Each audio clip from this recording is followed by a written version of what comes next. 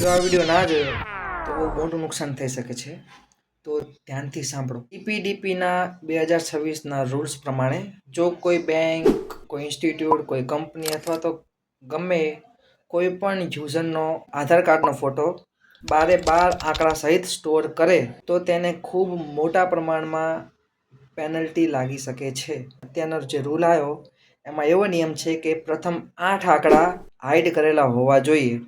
ખૂબ મોટા પ્રમાણમાં આધાર કાર્ડના ફોટા હોય તો હવે એને એક જોડે એડિટ કરવા અને પ્રથમ 8 આંકડા હાઇડ કરવા એ ખૂબ અઘરી વાત છે. તો એના માટે મેં એક નવું ફીચર બનાવ્યું છે.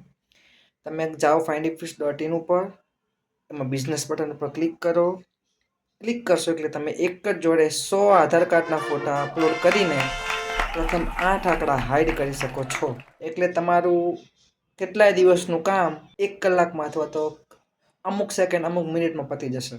તો અત્યારે જ જાઓ, પોતાના યુઝરના આધાર કાર્ડના ફોટાના પ્રથમ 8 આંકડા હાઇડ કરી દો, બાકી ખૂબ મોટું નુકસાન થઈ શકે છે.